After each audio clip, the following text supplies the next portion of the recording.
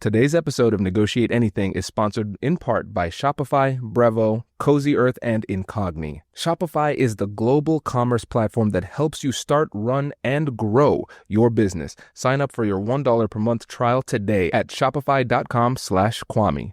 Brevo is an all-in-one marketing and CRM platform to help you connect with customers and grow smarter. Get started for free or use code ANYTHING50 to save 50% on starter and standard plans for the first 3 months of your annual subscription at brevo.com/anything. Cozy Earth makes everyday comfort feel like a real upgrade. From unbelievably soft sleepwear to plush blankets, go to cozyearth.com and use the code Kwame for up to 20% off, and you'll get a post-purchase survey. Make sure you mention you heard about it here. Incogni helps you to take your personal data back by removing it from places online where it shouldn't be, helping to reduce your exposure to scams and identity theft. Use code ANYTHING for 60% off of an annual plan at incogni.com/anything. As always, you can find all of these deals in the show notes. Welcome to this Negotiation Masterclass edition of Negotiate Anything. With over 1,600 episodes featuring some of the world's brightest minds, we've carefully curated 3 powerful conversations for you. What makes this so special is that you'll hear how different experts from different industries approach the same challenge in their own unique ways. Our goal is to give you multiple perspectives so you can build your own unique style. Success doesn't look the same for everyone, and in this masterclass, you will see exactly why. Let's dive in. Dan, thanks for joining us today. Kwame, it's my pleasure, man. Thanks for the invite. No, it's a pleasure to have you. Listeners, make sure you check out Dan's LinkedIn page, just constant, high-quality content. So I am super excited to have you on and share some of your brilliance with the audience. Oh, stop it. Yeah, but thanks so much for pointing them that way. We call it a listening tribe. It's free to join. It's free to stay. We just ask that you join the commentary, join the dialogue. Fantastic. Well, how about we start off by giving you an opportunity to tell the listeners about yourself?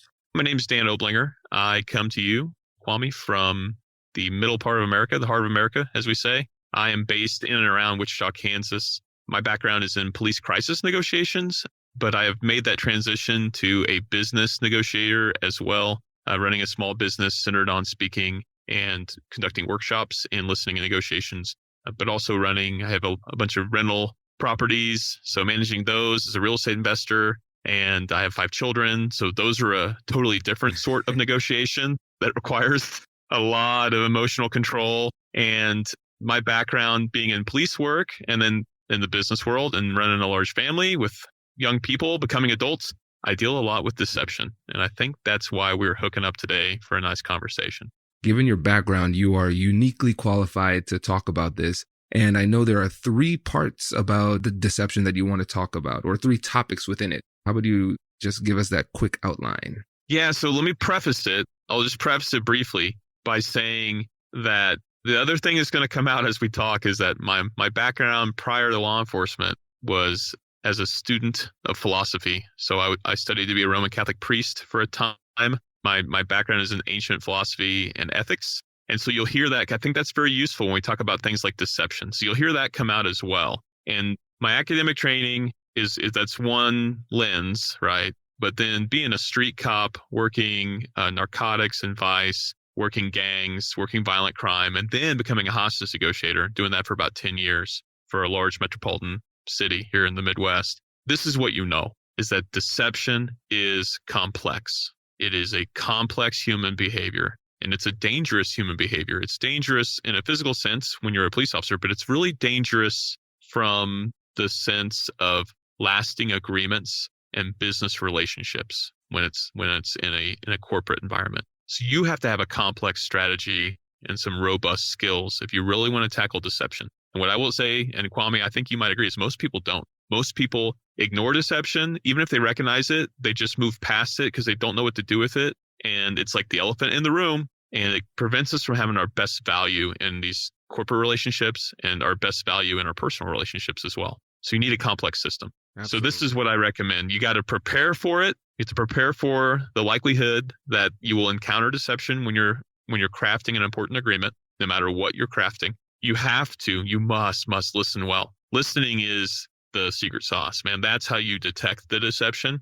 And that's how you manage your own emotions as you begin to suspect and then confirm that you're being lied to. And then the last thing is you need a really reliable and repeatable method to confront deception in a way that paints yourself as a very professional person who is not going to be lied to, but also gives them, it's a courtesy, right? It's a kindness to allow them to retract the deception and actually give you the truth. There's your 3 prongs, man. Prep, Great. understand you see it, control your own reaction to it, and then deliver a really deft, a really nice technique for confronting the deception and turning it into something that's actually useful. Deception can actually be a great thing, and we'll talk about that, I'm sure. Oh, that's fascinating. Okay, yeah, great. Well, let's talk about the homework and preparation, because that is something that we have harped on for a long time on the podcast. And I'm really interested in seeing how the preparation needs to shift slightly, or if it does need to shift slightly when we have that specter of deception coming up on the horizon. Great. So homework, and that's a nasty word in America for anybody that grew up and went to our schools, right? It's really important. You have to know what you know, and you have to know what you don't, and know the difference. So, if I'm entering a corporate agreement, I want to know as much as I can about the likely positions that my adversary, or I prefer to say my negotiations partner, is going to adopt. I want to know as much as possible about the issue that we may be resolving or coming to consensus upon. I want to know whatever I can. This could involve developing a relationship and listening well to people that have similar arrangements with this entity that you're going to be negotiating with. It could be using open source or even social media. A lot of companies put a lot out about their positions and about their values. You might ask, well, how do I know who they've had prior agreements with? Just get on their social media page and they'll talk about all these partnerships and collaborations, and reach out to those people and just get their perspective on your potential partner. Find out kind of how they negotiate, find out what they prefer, find out what some of their strategies or techniques might be. And again, if you develop a relationship of trust with these other entities, you might get some insight. They're not probably going to give away the farm, but they might tell you what it looks like. And I think this is key. You can find a lot of data. Most larger companies have access to commercially purchased data about businesses and corporations. There are so many different sources of information and intelligence. It really behooves you to know as much as you can, understanding that you'll have an incomplete picture. That's just the nature of it. But the more information you have, the better picture and better anticipation you can have for this negotiation, the faster you'll begin to detect deception. And as you're doing this research, what are some things that could come up that could give you that little hint that, hey, some deception might be coming? Well, again, depending on what's funny is the second prong of this strategy comes into play in the first. If you listen well to these third-party sources of information, if you earn their trust, they may tell you, hey, I think they kind of lied about this and we didn't do anything with it and we just made the agreement. Or they may flat out tell you, we came to an agreement and then they didn't keep their word. So this would be signs of trouble, right? Ripples in the water, something that your radar should be on as you begin to enter this negotiation of your own. And I think this might be a good point to just let your audience know. Deception is a natural human reaction to stimuli, right? There are many, many reasons people lie. Just because your listening partner may have been deceptive in the past, or maybe they weren't 100% integral in their actions and their deeds and their words, doesn't mean it will be a deal breaker to negotiate with them, because that's a really common occurrence. It's so common that I'm glad we're talking about it. I think everybody should be interested in this topic. So you just need to be prepared for it. And doing your homework, developing your sources is very helpful to know what kind of risk you're coming into specifically to deception. And so let's say we discover that in the past they haven't been completely honest or truthful or transparent with their previous partners. Where do you draw the line when it comes to these difficult conversations between saying, this is just not somebody I want to deal with, and this is somebody I will still be interested in dealing with, but I'm going to watch my back? Two things I would look for, again, as you're developing these sources, as you're looking at your data and comparing it to, how they behave. One, is this the exception or is it the rule? So in other words, frequency. Frequency is really important when we look at behavior. So if everyone you talk to has a similar experience with this entity, with this corporate entity or this person, that's a problem. This is how they do business. Some cultures, I will tell you, if you detect that it's a cultural thing, like they're expected to lie to represent the positions of their company, that's a problem. If it's just episodic, Sometimes deception is not even deception. It is a difference in perspective or perception. Maybe it was miscommunication in the truest sense. Like one person thought an agreement meant one thing and they didn't do a good job of hammering it out and getting it on paper. And the other, the other group or partner or person thought it was something else. So this is one thing is you might be talking to the sources like, I'm doing exactly what Dan said, man. I'm developing my Coast Watcher network here on these folks. And all of a sudden somebody says, yeah, I felt like they lied to me. And you're like, ah, and then you leave. Like that's the end of it. And you're like, all right, now I know. Dan said, now I know they'll probably lie to me. No, you need to dive into that story. Okay, why do you think that you were lied to? Tell me the circumstances. Like,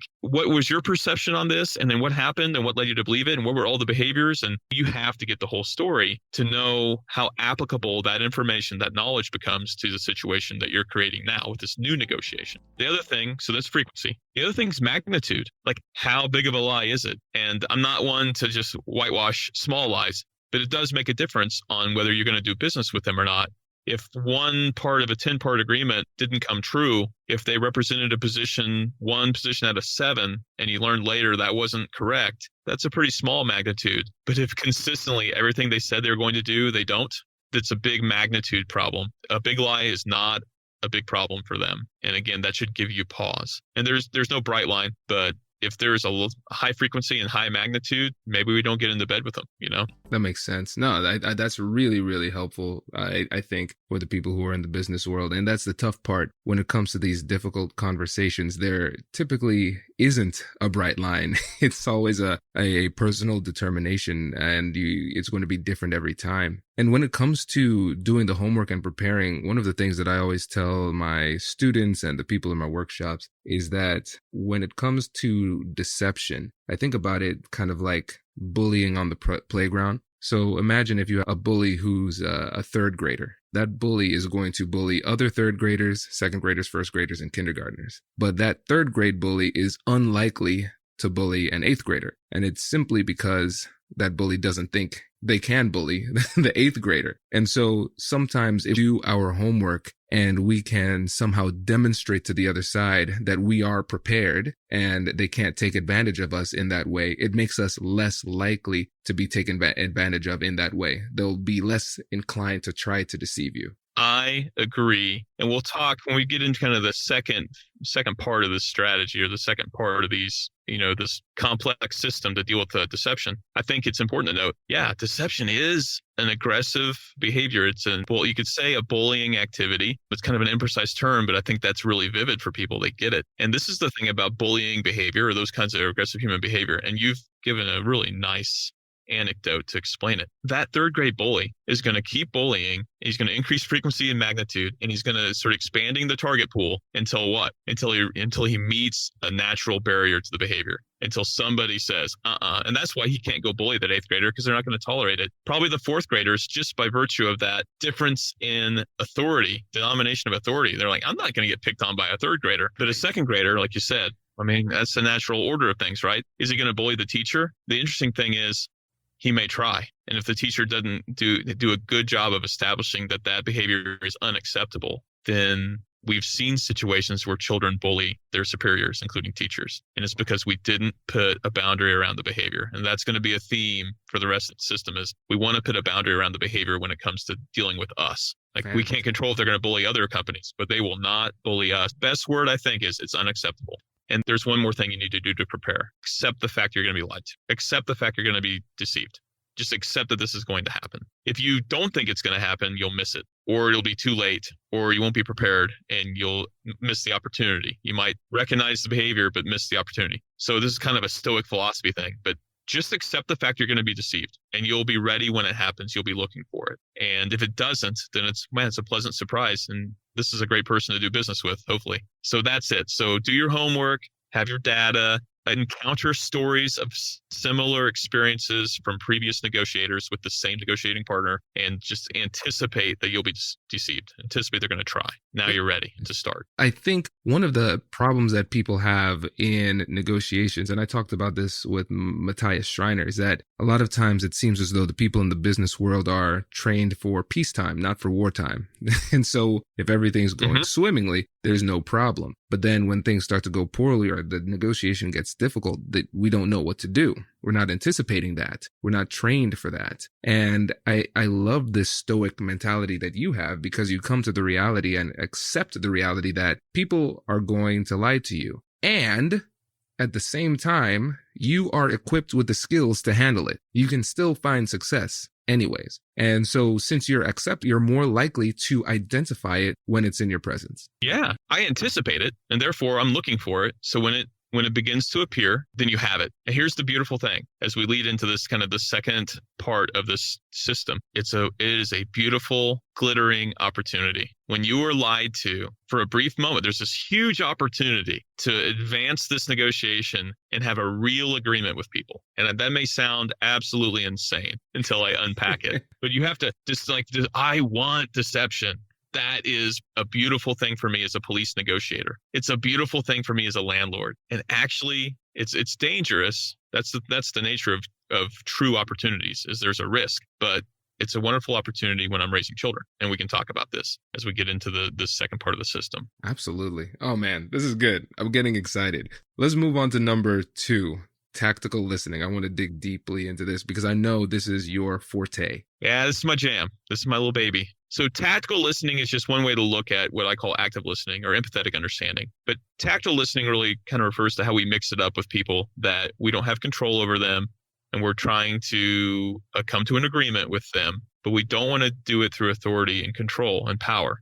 And that's a great way to look at negotiations. I mean, that's what it's about. We need the consent of both parties to get this agreement, but each party has to look out for themselves, and we don't have authority over the other person. There's so many parallels between business negotiations and police crisis negotiations. The context, the language is very different, but we just have to translate that. Now, here's what you want to do. Tactical listening says, and this is a general rule of thumb, let them talk 80% of the time. Get them talking so that they talk 80% of the time, and then 20% of the time you're reflecting on what they've said, and you're inviting them to tell you more. Now, in this listening part of the system, right, which should be like the vast majority of the time you're negotiating with people, is you're listening to them to find out what they want and to develop their motives, to try to understand why they're asking for that. That's how you can find extra value in these negotiations, or you can switch from fees to terms. All right. So you can protect your dollar amount by making concessions in terms of the agreement, or vice versa if you're after the money. Right. So that's listening lets you do all that too. In business negotiations, it's not as important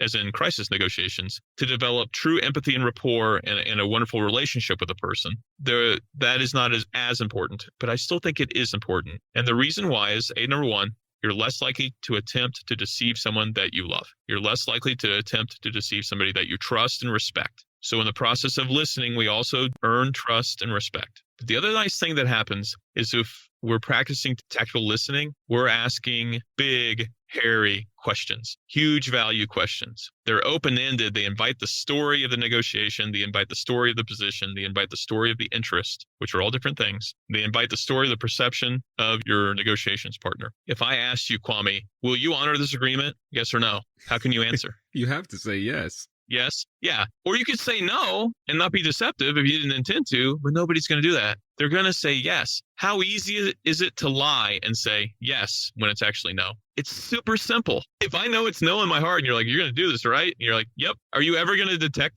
deception? Oh, no. But what if you said, hey, describe to me how you're going to fulfill this part of the agreement? Describe for me how you're going to honor this part of our negotiation.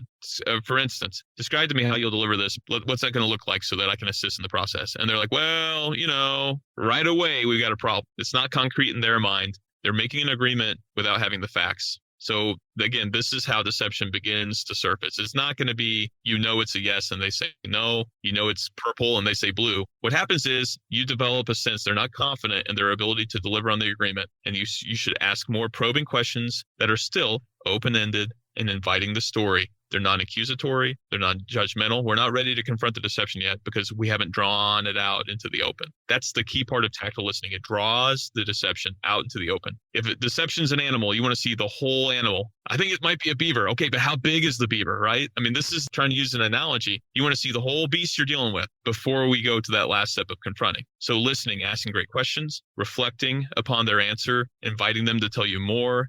If you begin to encounter emotions, especially in a business setting, that is a concern and they should be directly addressed. And you've probably experienced that in legal negotiations when it should be about the law, but all of a sudden emotions rear its ugly head. That is a point of analysis because deception is an emotional behavior. So we need to begin to drill down into what's causing it.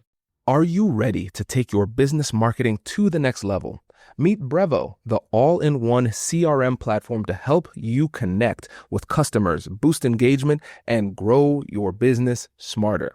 With Brevo, you can manage all of your customer interactions in one place, nurture leads with their built-in CRM, reach your audience through email and SMS, and keep them coming back with powerful automations. But here's where it gets really exciting. Meet Aura, Brevo's AI assistant. Aura helps you to craft smarter campaigns by suggesting personalized content, optimizing send times, and even analyzing performance data to help you improve your strategy in real time. It's like having a marketing expert on your team 24/7. And of course, Brevo offers advanced analytics, seamless integrations, and AI-driven personalization. Everything that you need to create multi-channel campaigns that hit the mark every time. And of course, Brevo offers advanced analytics. Get started for free today. Use code ANYTHING50 to save 50% on starter and standard plans for the first 3 months of an annual subscription. Just head to www.brevo.com/anything and take your marketing further with Brevo and Aura. Starting something new isn't just hard, it's terrifying. Before you launch, the doubt starts stacking up. What if I fail? What if no one listens? What if no one buys? And even if you push through, you still need a system that makes the business side feel less chaotic. And that's where Shopify comes in. Shopify is the commerce platform behind millions of businesses all around the world and 10% of all e-commerce in the United States. It helps you to build beautiful online stores with ready-to-use templates, and it's packed with AI tools that can write product descriptions, page headlines, and even enhance product photography. And if you get stuck, Shopify's award-winning 24/7 customer support is there with answers. It's time to turn those what-ifs into with Shopify today. Sign up for your $1 per month trial today at shopify.com/Kwame. Go to shopify.com/Kwame. That's shopify.com/Kwame. I think a lot of times in the way that we approach these difficult conversations, we invite deception unwittingly because we have a deal-making bias. We are having these conversations. In many of the situations, we want this deal. And so we ask these questions in a way that makes it more likely for us to get the answers we want, whether or not that is the truth. And so that is one of just our approach sometimes can invite deception. It is better to know than not know. That's a motivation for a police negotiator. It's better to know than not know. And one classic thing, you've mentioned Matthias Schroner, you've got the camp school that Alan Zhang comes from. You've got certainly Chris Voss and his work. Like they talk a lot about this is if you were to negotiate with me and we all just said yes, yes, yes, yes, yes, that's not a negotiation. If we haven't found the boundaries of yes, if we haven't found the boundaries of value, then we haven't negotiated. No is likely true. And if all your negotiation partner says, yeah, sure, yes, yes, yes, then they're probably lying because they're not representing their interests accurately. A yes is a problem. Like that's where I want to ask more questions to see if it's really yes. When I hear no, boom, that's a foundation usually of truth that we can build an agreement upon. So it concerns me two things, when they just say yes, and also when they don't have a plan to carry out the agreement, or they don't have a plan for the future with you and your company, because that tells me they're being disingenuous. So those are the questions I love to explore when I'm working with individuals in a crisis negotiation. Do you have a plan for next week? No, that's a problem. You're telling me that you don't want to hurt yourself, but then you're telling me you have no plans for the future. This is a problem. And so it's deception. We have to begin to explore it with listening. Non-judgmental, big questions that require them to tell stories. It's much harder to lie in stories, and it's not just yes or no. All right. I think there's one thing that is really helpful. As you're listening to the story and it's not making sense, as you're listening to the story and examining it from the basis of what you learned when you did your homework, and you begin to realize, this doesn't add up. We got problems. I think this is deception. There's a really critical tactical listening technique, active listening technique that applies, and that is paraphrasing. And you must understand that commonly when people deceive others, when that bullying activity comes into the playground, they don't respect you, and they don't trust you, and it may not be their fault. So look at it as behavior that's trying to communicate to you, I don't trust you, I don't respect you. And then this is where it gets dangerous. Because, I mean, if I told you that, Kwame, I don't trust you and I don't respect you, how do you not respond emotionally to that? That's an emotional trigger for anybody that has any kind of self-respect, right? And you can't. If you practice tactile listening, you'll realize people are trying to tell you, I don't trust you, I don't respect you. And instead of responding emotionally, ask more questions, reflect upon that, and even ask them if that's true. You can paraphrase it by saying, it seems like you don't trust us yet. And they may tell you, yeah, we've never done business with you. And they may unpack that for you.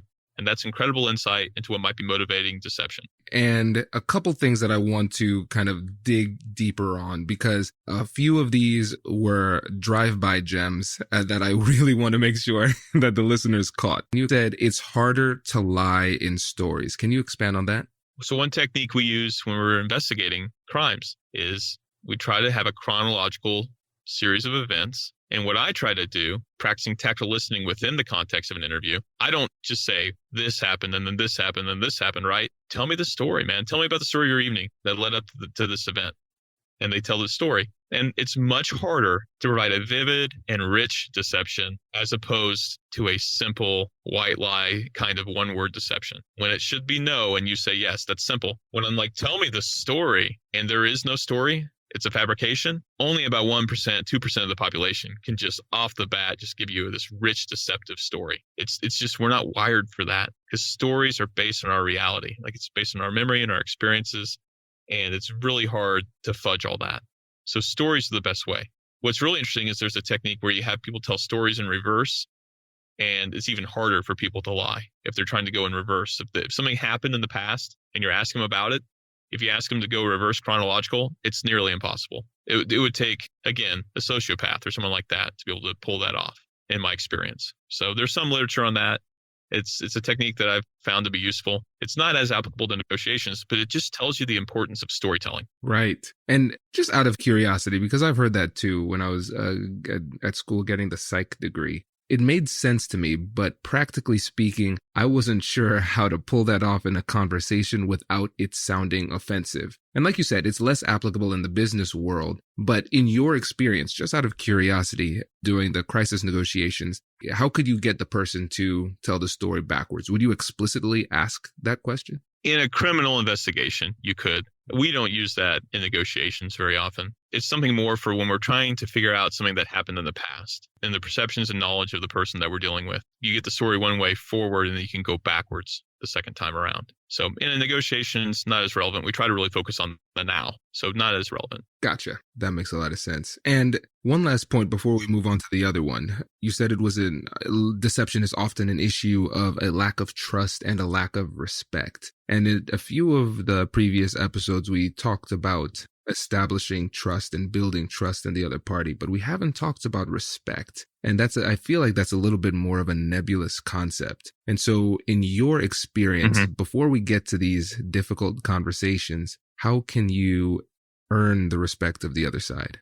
I think respect has a special relationship with rapport, but I think respect is also about your professional image and your professional reputation. So I can respect you when I know where you're coming from and what you say and what you do are of the same kind, when they are in harmony. And respect also flows out of demonstrated professional skill. And so if you trust somebody, you probably respect somebody, right? But there's also this category, I think, and this has been my experience, where I'm working with criminals, right? And I'm trying to figure out the evil that they did. And they tell me, hey, I really respect you. They don't trust me now because they know I'm out to get them. And in some cases, they're out to get me. But they can still respect you because they know what you stand for. They know that you're a serious person and they know that you're good at what you do. And so respect sometimes exists outside of trust. It's not often that you will not respect somebody you trust. But so what we're talking about, especially in deception situations, is we may not be able to get rapport right now, but they better respect you. That's brilliant. No, thank you for that. And before we move on to the proven strategies, is there anything else you wanted to address with regard to tactical listening? Become a student of listening. If you're an active listener, people will have less opportunities and also feel less empowered to lie to you, especially complex, debilitating kinds of lies. Because if they know that you're about inviting stories and you're not going to ask them yes or no, they're probably just going to go with the truth. That's easier than trying to fabricate a really robust lie. So if you develop, again, that reputation, the professional reputation for being a really good listener who makes it about them, who is inviting stories, you're going to attract, I think, a higher level of negotiation partner. And that's nice. Perfect. Good deal. Alrighty. And I know there's a lot more you want to talk about with tactical listening. So you are definitely going to be a repeat guest. So stay tuned for that invite. So let's move on to number 3. Tell us about these proven strategies. This is the simplest of the 3, I think. And you have to keep it simple because this is going to be really hard. And the reason why is something you already mentioned, and I've seen it several times with your guests, is we desire consensus. Like, we desire harmony. We don't want to have conflict. Conflict's so natural, but we don't want it because we don't want to have those spiked emotional experiences. So we will overlook bad behavior sometimes. And if you don't believe me, look at how hard it is to manage people in any industry. We all know the performance problems that people on our team have, but how often do we want to have that conversation? So there's that. So this is the thing. Once you've done your homework, and as you begin to listen and invite stories and weigh what they're saying against what you already knew, and once you really draw that animal out into the clearing, right, you see the size and shape of this deception, you must be firmly committed to directly confronting it. And this is why. Because you want that respect. And this is how you get it. People will probably start fudging the numbers and the data and some minor details, saying yes when they mean no, and they're testing you. And like the bully, they're going to test you and they're going to keep pushing that deception boundary out. And if you let them, they'll eat that whole agreement up. They'll gobble it all up and all the value will be gone. That's the nature of deception. So at some point, once you're comfortable that you've listened long enough and you kind of see the size of the deception and you've done your homework, then it's time. You have to be firmly committed. And this strategy I've found to be the best. Because to this point, we've not been confrontational, right? We've not been judgmental. We may have suspected there's deception, but we're drawing it out. So we're going to continue to just use good minimal encouragers and good questions and just say, okay. But at some point you have to say, Kwame, you said that you would do this, but then you did this. Or you might say, Kwame, we agreed that this would happen, but then you did not do it. Whatever the deception is going to be based upon some observation. This is the time to reveal your observation.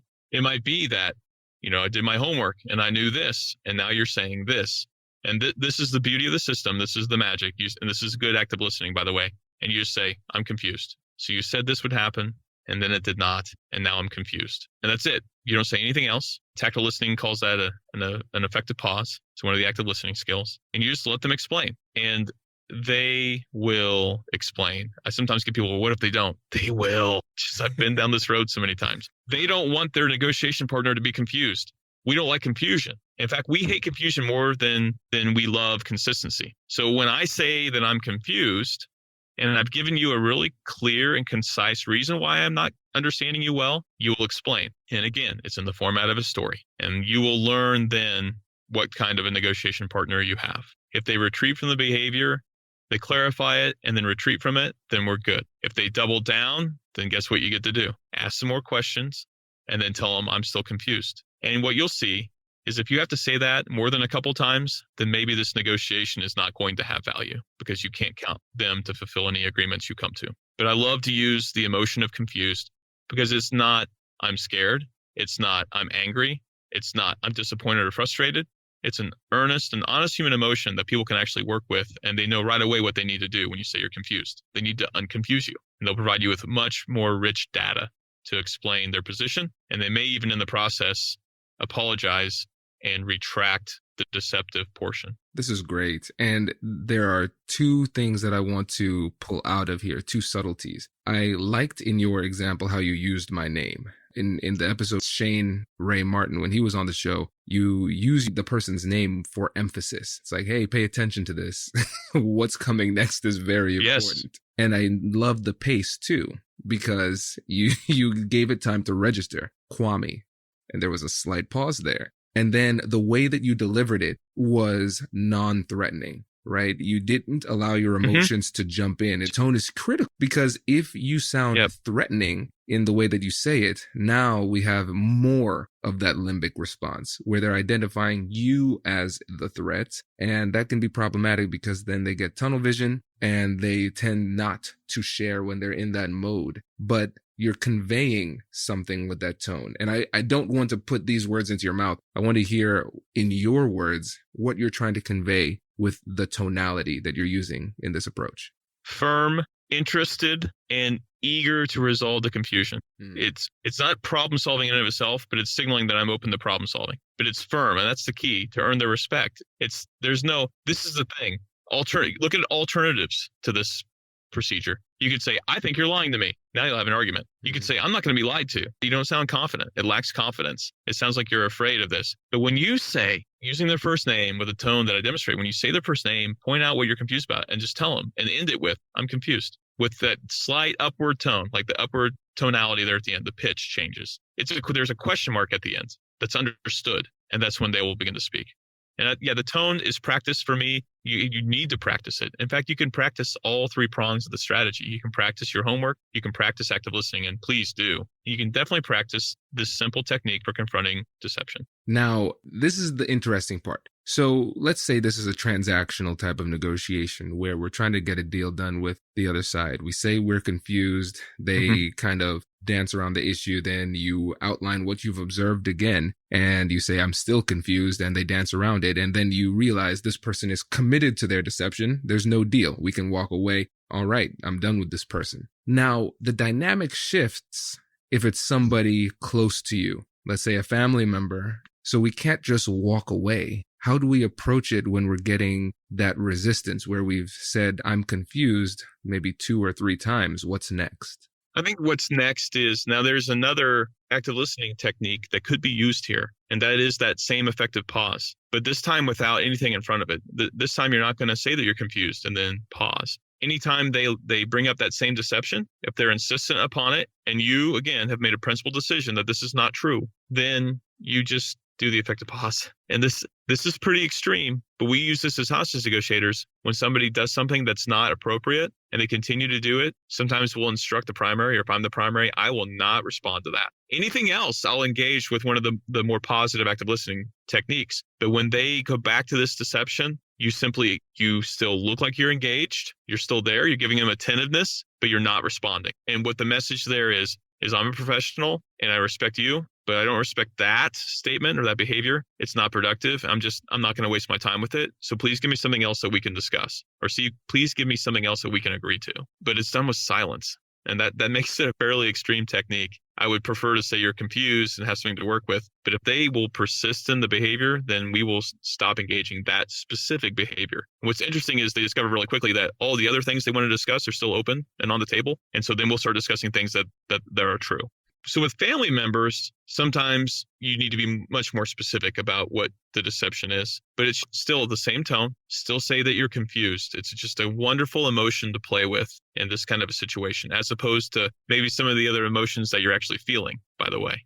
And that is tricky because you will have an emotional response when you realize somebody you love is lying to you. Sometimes with loved ones, you can't walk away in a sense, but maybe you could walk in a circle away and come back to it and give everybody a moment to clear their heads. I like to do that with my kids. I think it's smart. They say, give me a second, I want to clear my head, and walk around for 3 minutes and then come back. And you might have a totally different negotiation partner when you're talking about a friend or a family. Oh, that's interesting. That's a really interesting approach. Yeah, and I think the thing that's tough about it is that in a lot of these conversations, we're looking for the silver bullet. Dan, please tell us that magic thing that makes them tell us the truth. Yes.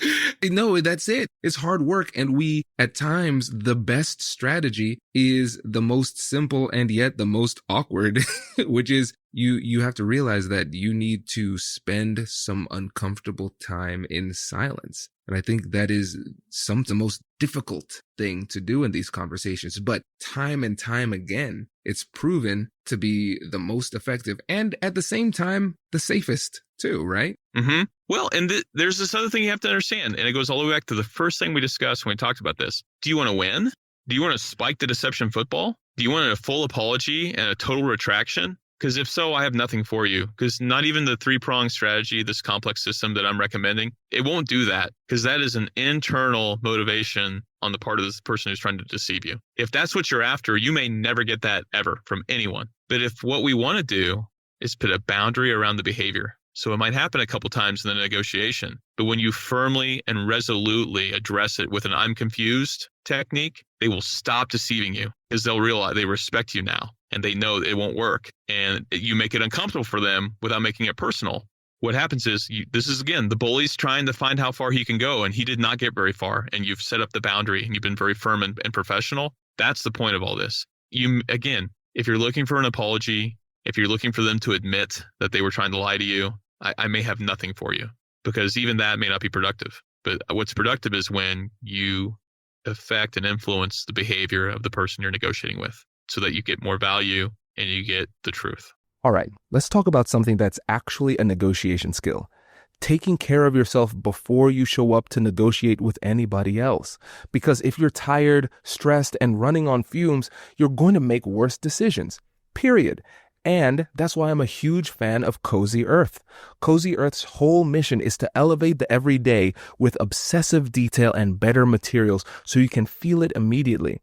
Their bamboo pajama set that's made from viscose from bamboo is unbelievably soft. It drapes really nicely, and the classic cuddle blanket, that thing is dangerous because once you wrap up in it, you're not getting anything done. It's plush, it has a comforting weight, and makes your home feel like a reset button. And here's the best part. It is completely risk-free. Cozy Earth gives you a 100-night sleep trial and a 10-year warranty, so they really stand behind the quality. So this month, show a little extra love to someone you care about or yourself. Go to CozyEarth.com and use my code Kwame for up to 20% off. And if you get a post-purchase survey, make sure to let them know that you heard about Cozy Earth right here. Here's a quick warning for everyone listening. Scams and identity theft usually don't start with some genius hacker. Most of the time, it's just because your personal data is so easy to find online. I'm talking about people search sites, shady directories, and places where anyone can pull up your address, phone number, and even your relatives' info. And then they use that leverage to impersonate you or target your family, and that's how these scams usually work. That's why I've been using Incogni. Instead of you spending hundreds of hours manually trying to opt out of these sites yourself, Incogni just automates the whole thing. They act as your proxy, taking down your data and demanding its removal from databases you've probably never heard of. And the thing is, this isn't just a one-time fix. Data has a way of popping back up, so Incogni continuously monitors these sites in the background to make sure your information stays deleted. I personally recommend the Family Unlimited plan. It's the best way for you to cover your entire household. It includes custom removals, so if you ever find a specific page exposing your family's info, you just send Incogni the link and their privacy experts handle the manual takedown for you. You can get your data back risk-free with Incogni's 30-day money-back guarantee. And if you use the code ANYTHING at incogni.com/anything, you'll get 60% off an annual plan. Again, that's incogni.com/anything. Code ANYTHING. This is fantastic. Man, thank you so much for coming on the show and sharing this. But before you go, let the listeners know about what you've been up to, what's coming up next, and also about the book. Yes. Okay, so this is going to be some added value for the people that suffer through us all the way to the end, right? I offer keynoting and workshop training on listening, tactical listening, you might say. I call it active listening in those settings.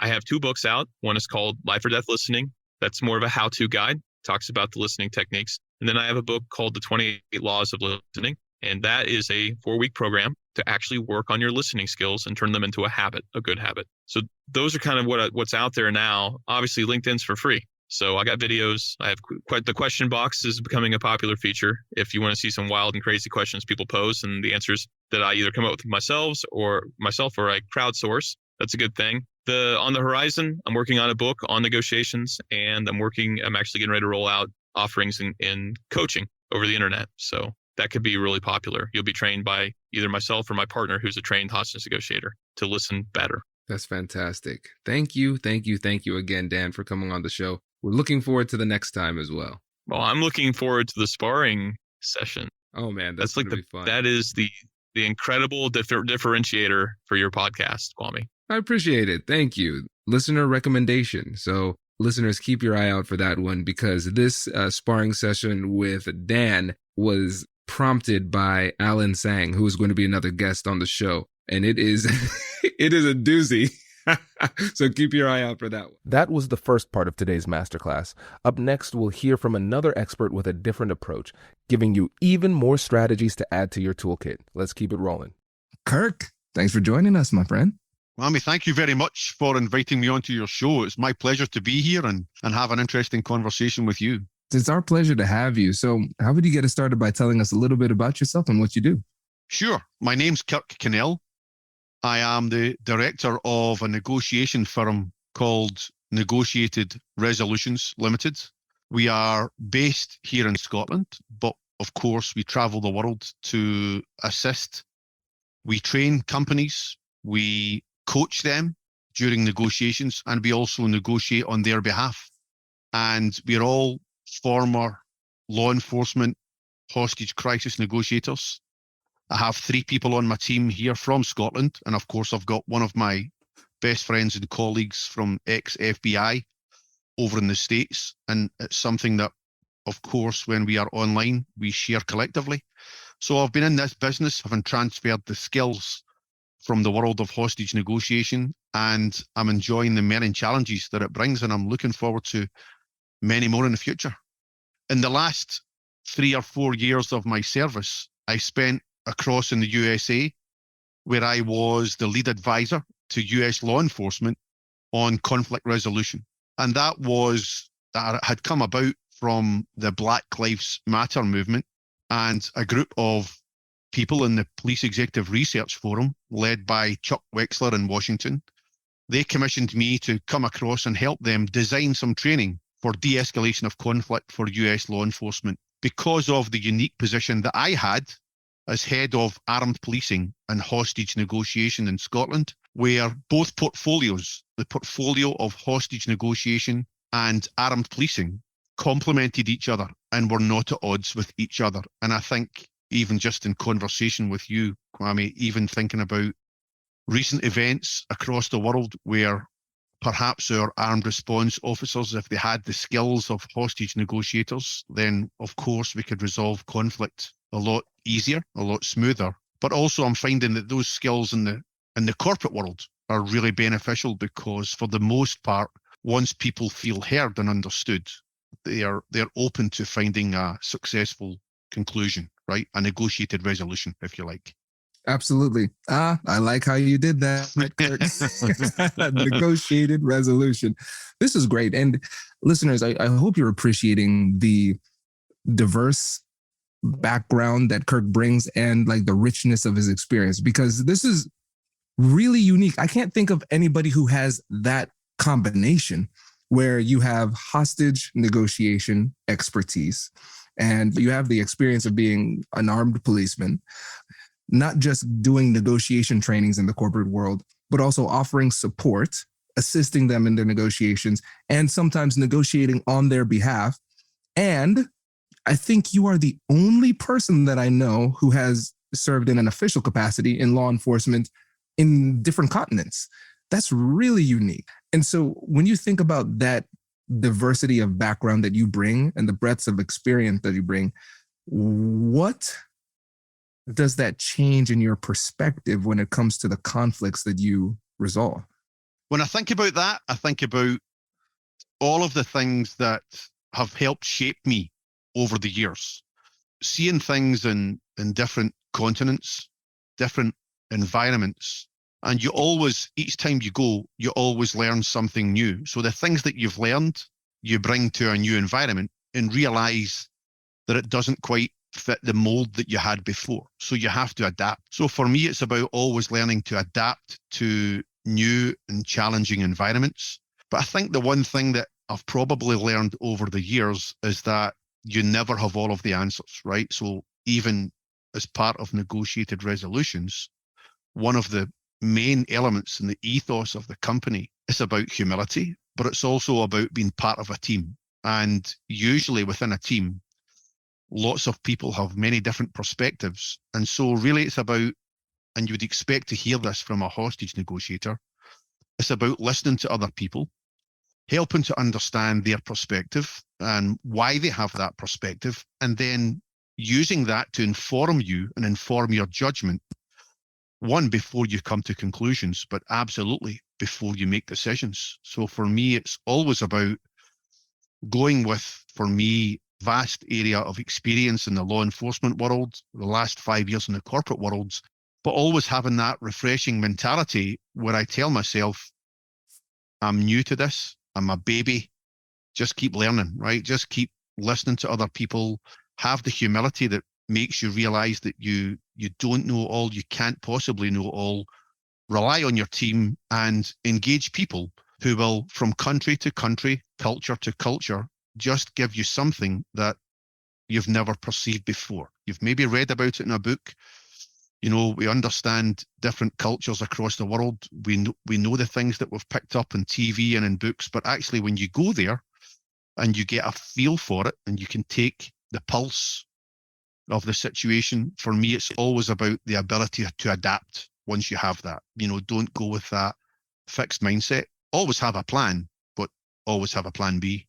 I love everything that you said, because even though you have this incredible background, you still are able to approach this with humility. And all great negotiators have that humility to be able to accept the fact that other people have valid opinions and perspectives and their voice matters. And that gives you the ability to be genuinely curious, listen, and to learn.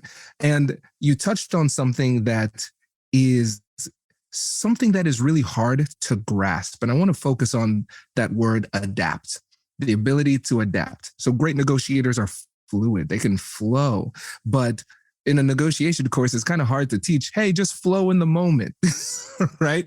So for you, as you've been cultivating that ability to adapt to different circumstances, how did you go about doing that? Well, listen, for me, the secret to adapting, and this is going to sound a little bit counterintuitive, it's about anticipation, right? So for me, anticipation is about recognizing that in most environments, there will be predictable dialogue, predictable series of events. So planning and preparation is the key, right? So planning and preparation, methodical, that predictable, for every predictable thing that may be said to you, you should have at least 5 predictable responses. So planning and preparation is everything to make sure that I go there with as much forethought and insight as I possibly can. But with anticipation, we know that that cannot be the whole story. So I have to have the mental agility and flexibility to adapt from that series of solutions that I might have in my head to recognize that the actual solution, for it to be sustainable, has to actually be relevant to the other person's head, not my head. So I can have a great solution. And I've got many experiences where, the solution very often comes from the counterpart. In fact, usually for it to be successful, it must come from them, because then it can be sustainable. So we build into all of that preparation and anticipation with all of that research that's gone in to say, okay, you have all of that information. Now you should listen and use those listening skills that hostage negotiators use.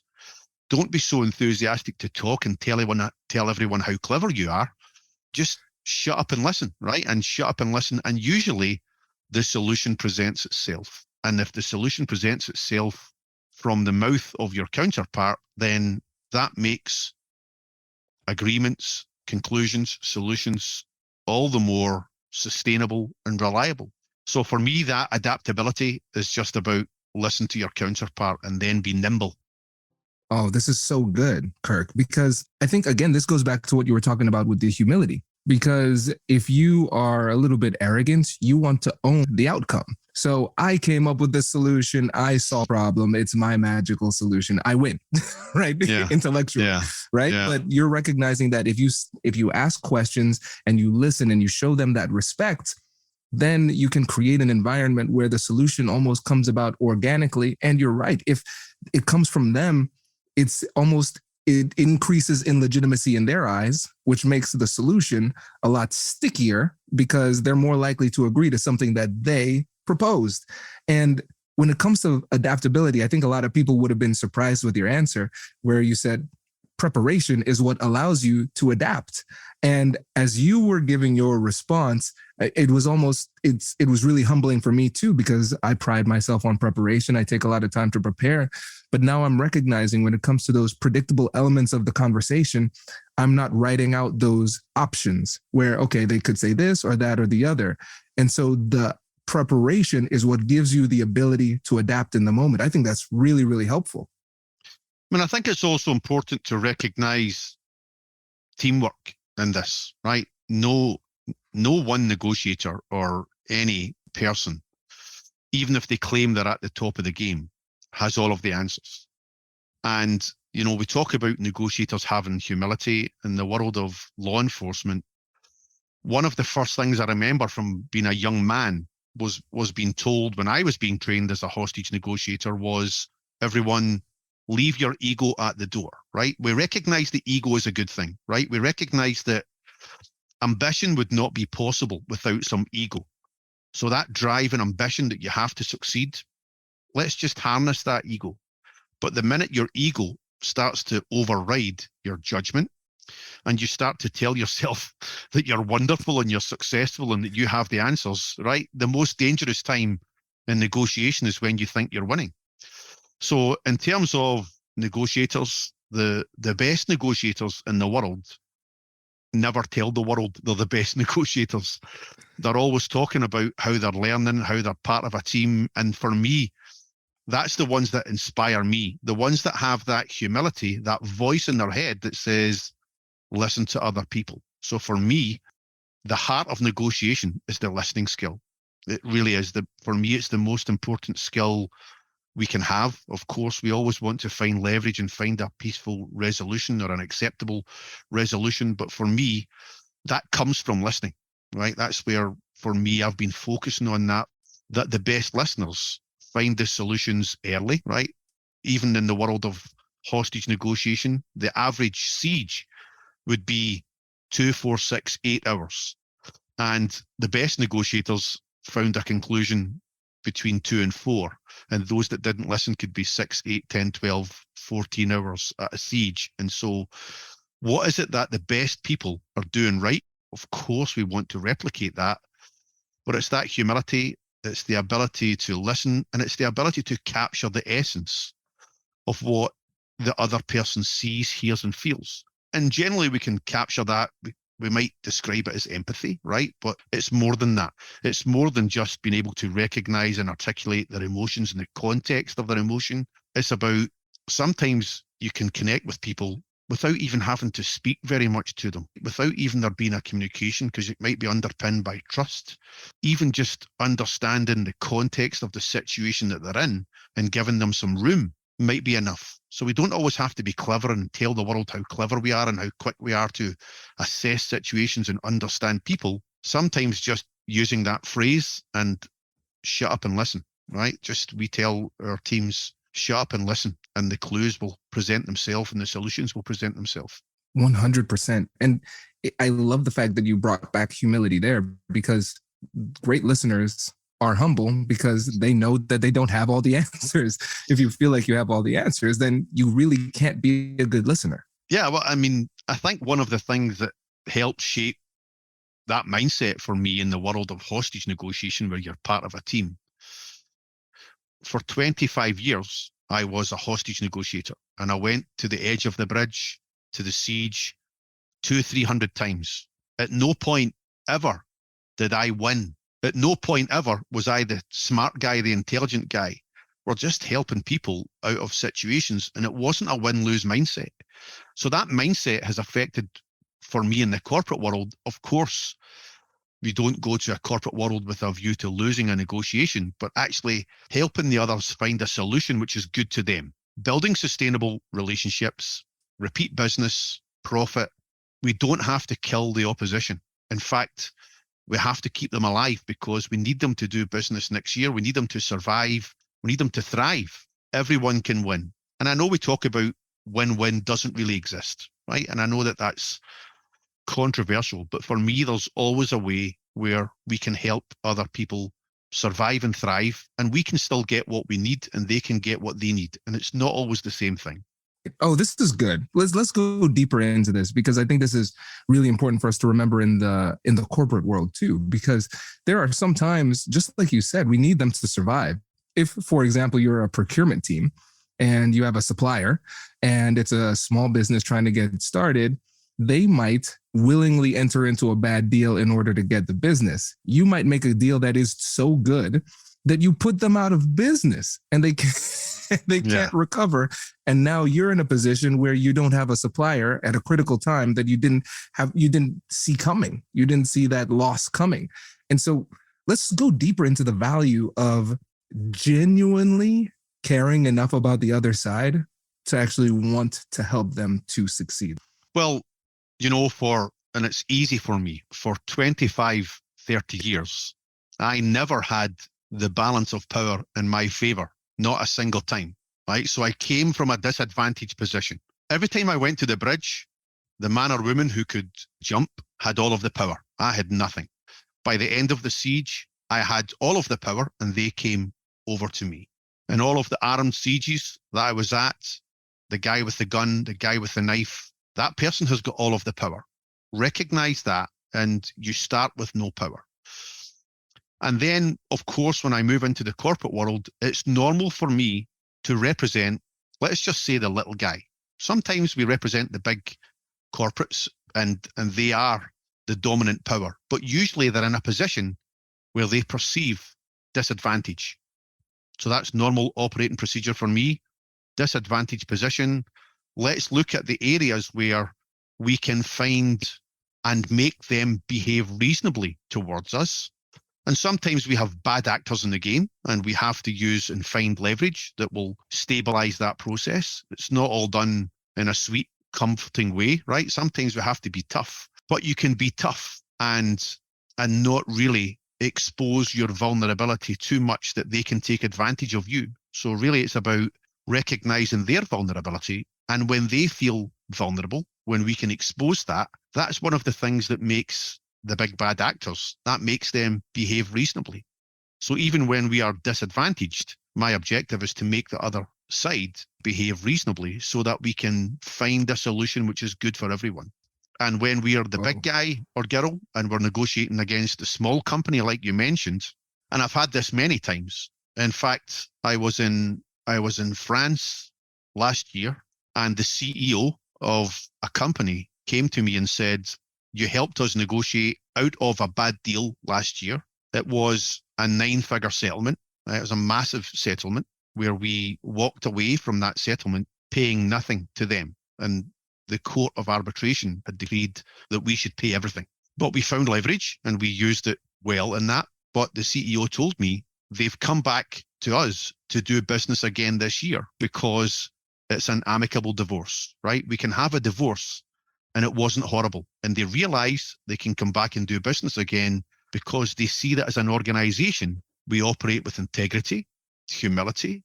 We are good faith actors, and we can be tough if we need to be tough, but we're not there to cause harm to other people. And that's one of the things that shapes the way that I negotiate, and it's the way that my team negotiate, and it's the way the companies want to negotiate that hire me. They don't want a shark, right? They don't want a shark in the water that's going to savage people or savage businesses. And I've worked for many large companies who recognize that long-term relationships is better business than the salespeople who tell customers anything just to close the deal. And they realize that very quickly that deal goes sour. So we are encouraging some of the sales teams to recognize that relationships are better for the organization if they're longer term, if there's more trust, if they're sustainable. And sometimes you can't do a deal, but we can review that and maybe next time round we can do a better deal. But we certainly don't seek to cause harm.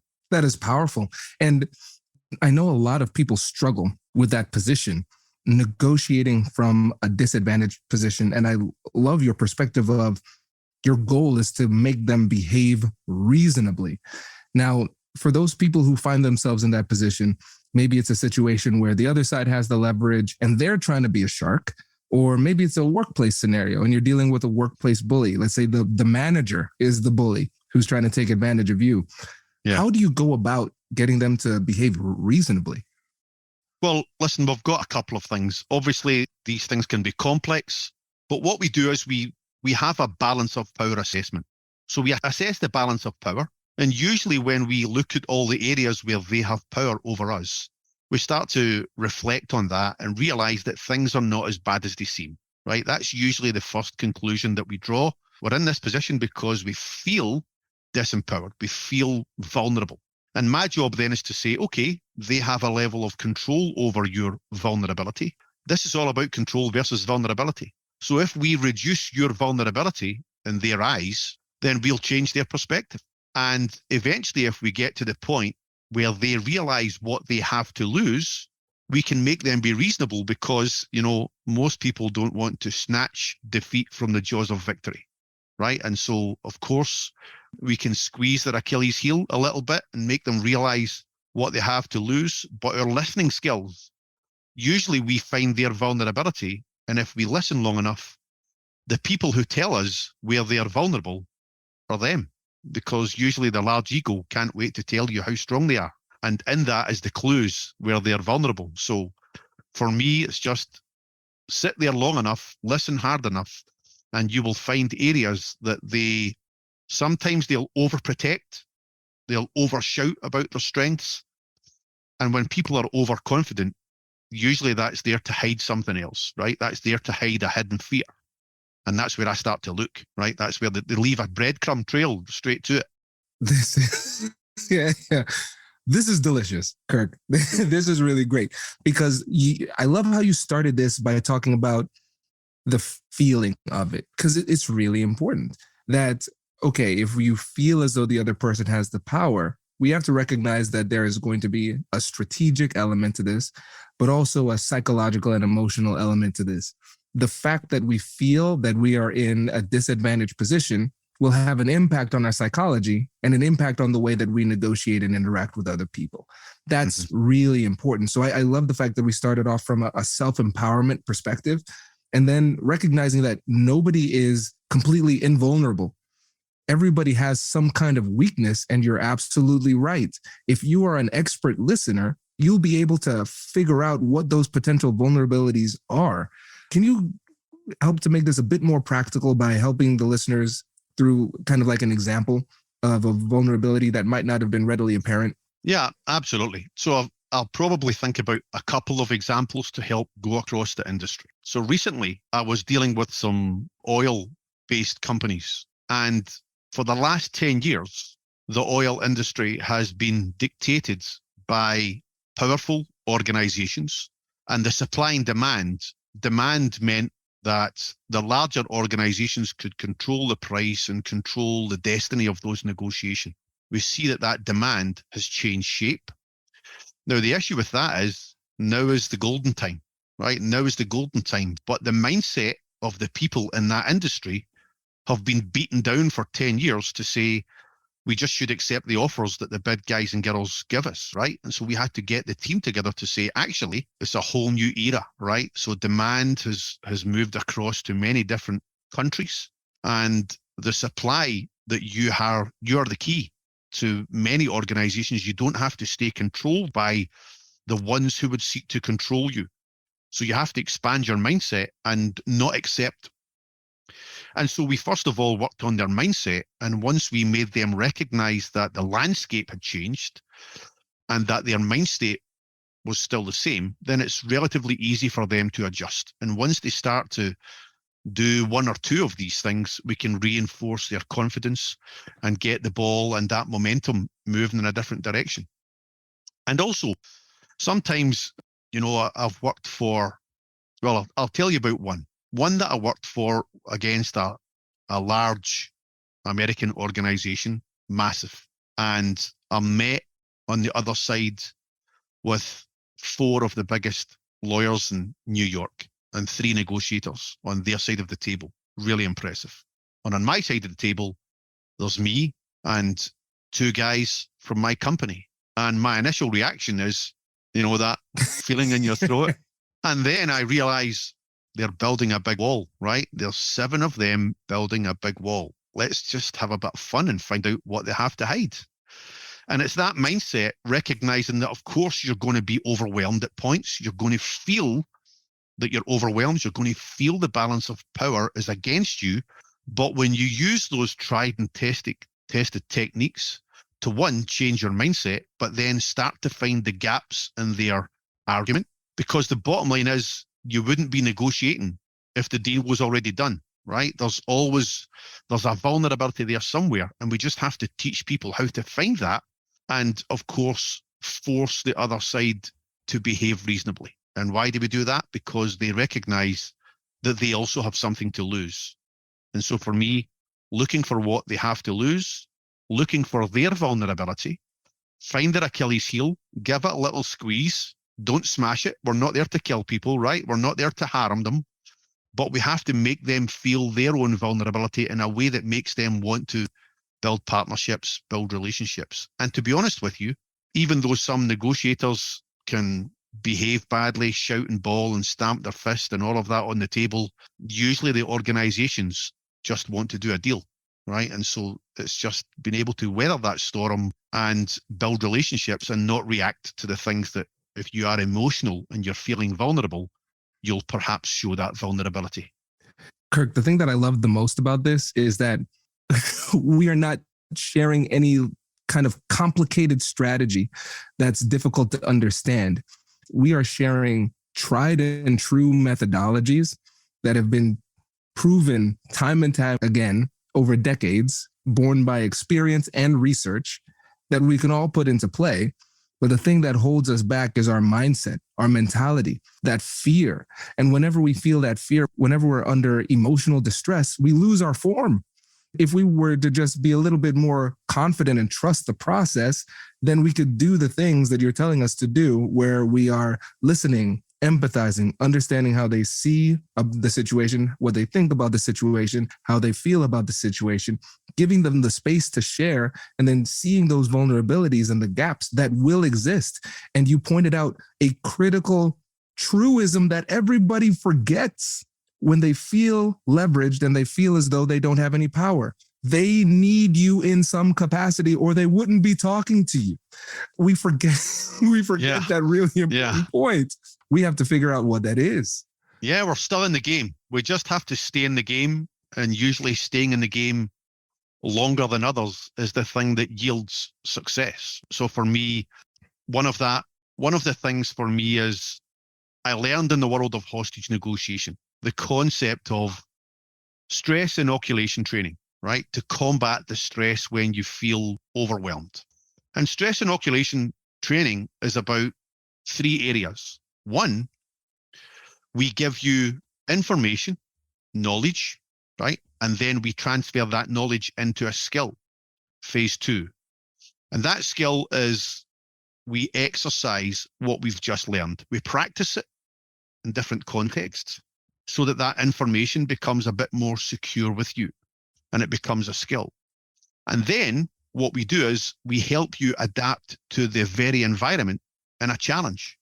For brand new hostage negotiators who come on the course, we give them information in the morning, we exercise in the afternoon and evening, and we reinforce that over and over and over again.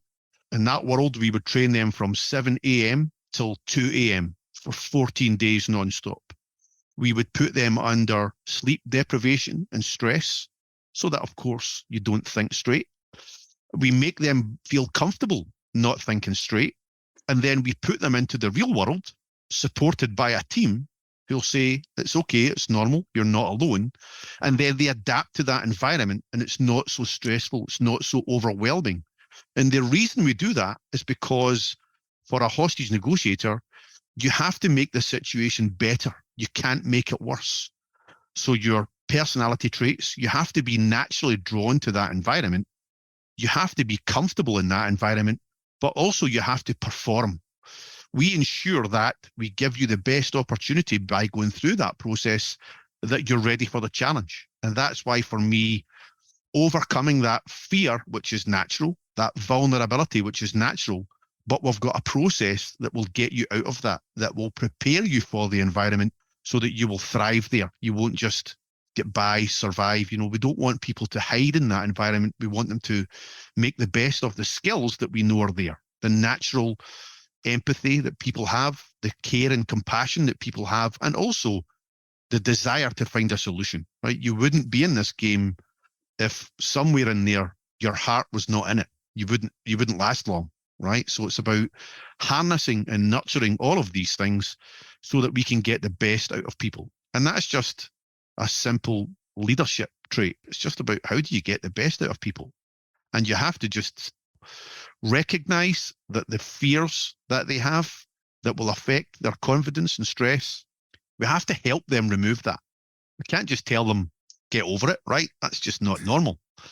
We have to help them and nurture them the same way people did with me, right? So me as a young negotiator, first time I went to a job on the edge of a bridge, I was talking to a woman on the wrong side of the barrier. And I was thinking about my training. I was well supported by a negotiator called Ronnie, and I was talking away to her. And after about 15 minutes, I realized that my leg had been vibrating the whole time. I was shaking. And so eventually, the more and more you're exposed to that level of stress and anxiety, the lesser an impact that has. So you can manage your emotions. I wouldn't ever say they're controllable, but we can manage them, and we can certainly manage the outward display in our behavior that one makes us feel confident, but confident enough to reassure the other side that they can trust us, right? So it's about building in that. So yeah, I wouldn't claim to have been anywhere near the finished article at the start of this journey. Oh man, so much to explore here. Because first, when you talked about the stress inoculation training, that is so fascinating. I love the fact that we started off with knowledge, and then you focused on the skills, and then you helped people to adapt to those difficult situations. So you're giving them the opportunity to practice under duress. And when you think about an athlete, they always say this, you might be interviewing an athlete and they say, hey, wow, this was a really tough fight. How'd you survive it? This is nothing compared to practice. Practice is way worse than this. And so we practice under duress, understanding that when the time comes to perform, there are going to be a lot of different variables that'll throw us off. Sleep deprivation, stress at home that leaks into these conversations. And so that's why it's so important not only to understand the skills and to practice the skills, but also have skills that are replicable under duress. And if they're too complicated or clunky, then we won't be able to put them into action when it matters the most. And the story that you shared is so important because it shows the importance, like you said, of emotion management, but just the invaluable value that experience gives you. You can't learn that from a book. You have to get out there and practice and try it. And that's the thing. It's going to be scary at first, whatever the difficult conversation is, but we need to keep on going through it, learning from it, and improving throughout the process, because experience is going to be the greatest source of our confidence. Yeah, absolutely. And I've heard that phrase, which you talk about from athletes: train hard, play easy, right? And for me, that's one of the best things that we can try and replicate that. So the preparation, the training in advance, the research that we do, every time before I engage a counterpart, I'll rehearse with my team. One of my teammates will put themselves in the position of the counterpart with the same mindset. They'll attack me. They'll verbally attack me. And so the first time I'm confronted by the counterpart won't be the first time I've had that conversation. In fact, if I'm well prepared, I've heard it 3 or 4 times in the last couple of days, right? So it's about mental preparation, which means that when you're confronted with something which would normally have you reeling or perhaps make you think a little bit longer, you're ready with that response, and you're prepared and less stressed. Oh, this is great. And listeners, just remember who we're talking to. This is Kirk, who has decades and decades and decades of experience of negotiating in different continents, different contexts, at the highest level with lives on the line. And still, what he said was, quote, every time you're practicing with your team before the negotiation. So there's no point in your career where you get to a point where I've got it, I'm a perfect negotiator. You always need to practice. And that's really what leads to the success. No, listen. So I'm going to just talk about my listening skills, Kwame, right? So I heard you say there, I've been doing this stuff for decades and decades and decades. And I thought, man, I'm old, right? I'm getting old.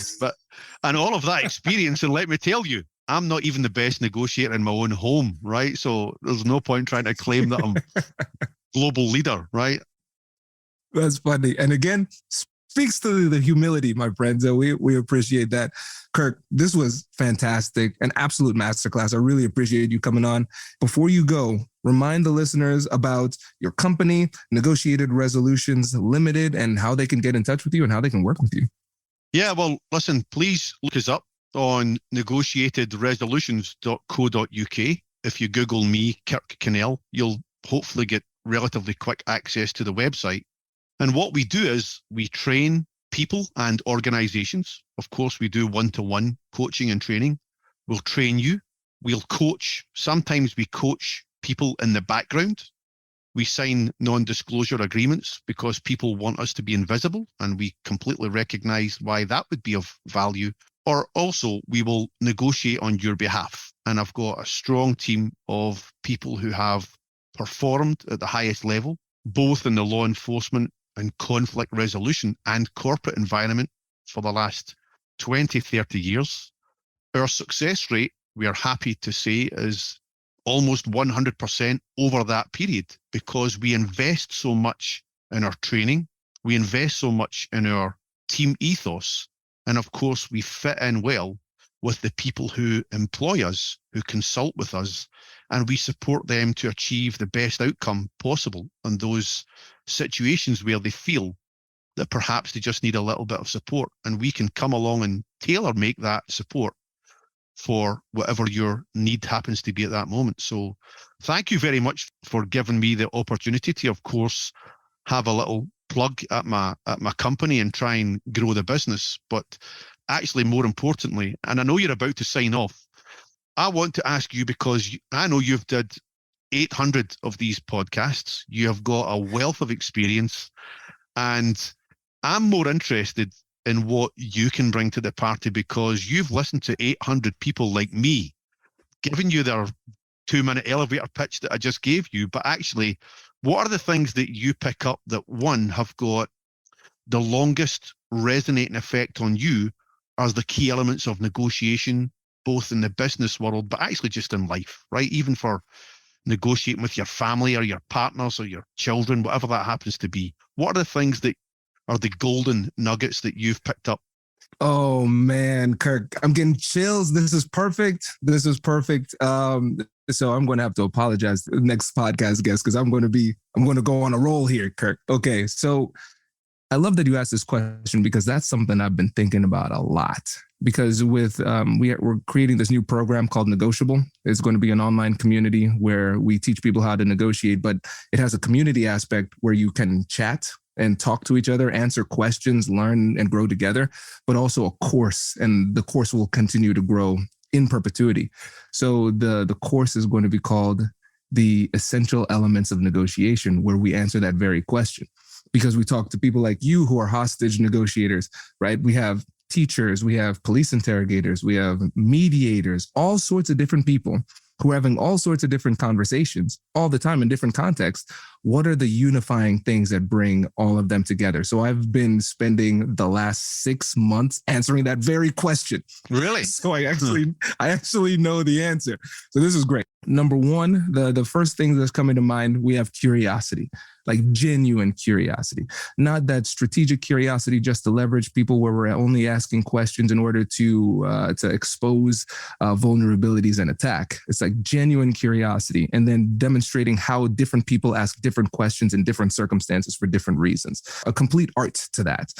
Then fluidity, like you said, the ability to adapt. It's this ability that great negotiators have, but they've gotten through years and years of experience. And so I'm trying to figure out, how do we get that fluidity how can we teach that?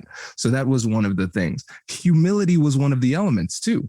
because I've never seen a negotiator who is really good in the moment who's very, very arrogant, right? They have confidence, which is another element, but they're not arrogant. So they have the ability to blend that confidence with humility.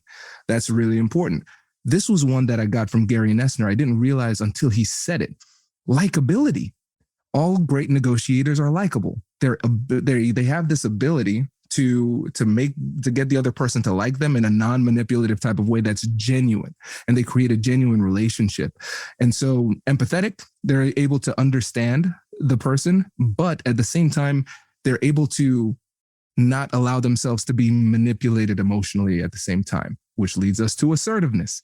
So they can advocate for themselves in a really respectful way without being aggressive, right?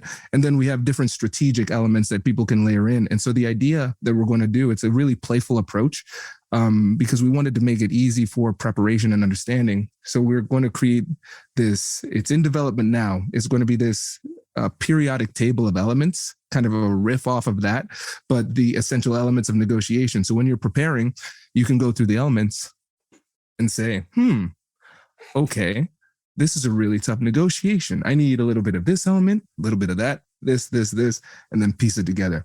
So yeah, I put a lot of thought into that because it's been so humbling. Kwame, thank you very much for sharing. Yeah. You've got all this experience. You've got a great opportunity to do something wonderful with it. But actually, for me, what's fabulous is, wow, you're a real person, right? You're a real, this isn't a game show host. This isn't a podcast where you just get to try and be an influencer. And you've got a massive following because you're real. And I love that, right? I would urge you, show people who you are and you're not afraid to be that, because for me, passion, authenticity, if you're talking about empathy, that's real.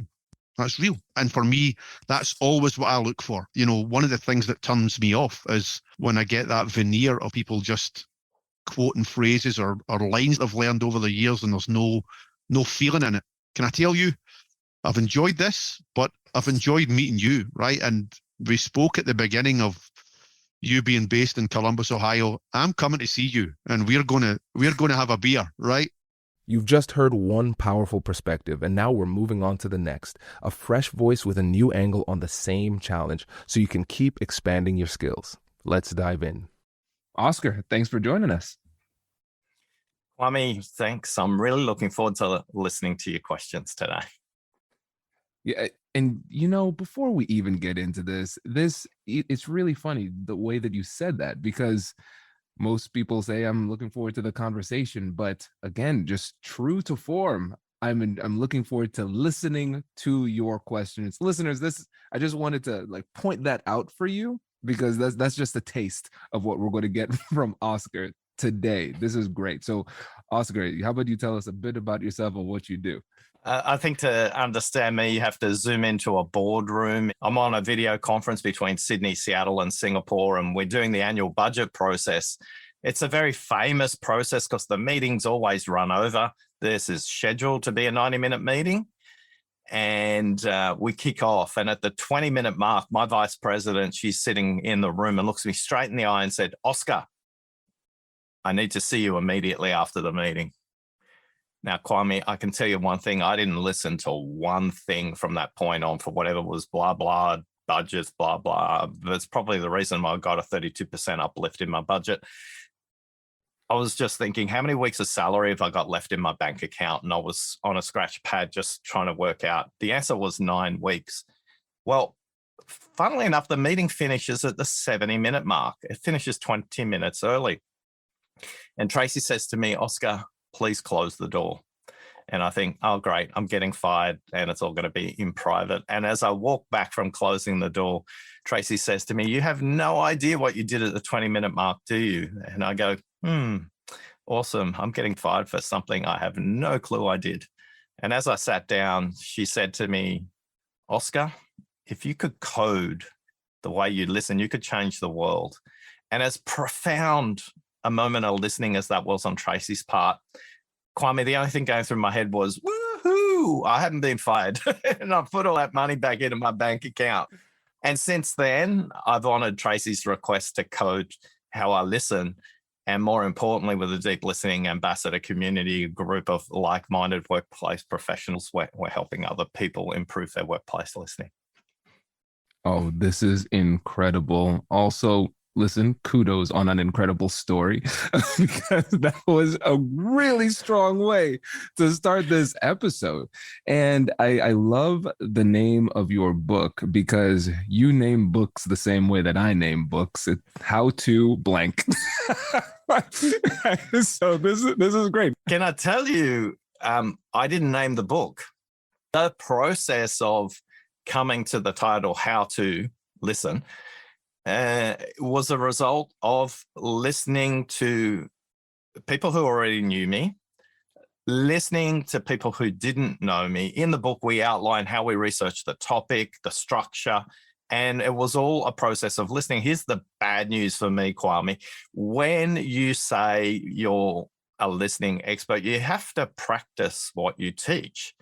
And the next thing we did was we made sure we surveyed people who didn't know me. So we surveyed 1,500 people and we asked them about the book title. Now, the crazy book titles we thought were really cute and blah, blah.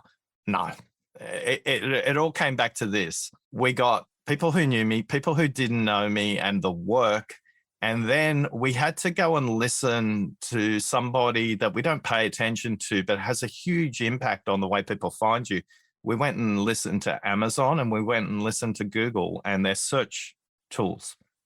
And if you think about three circles, those who know me, those who don't, and the search tools, the answer was in the intersection of those three. And it was as simple as how to listen. That's incredible. I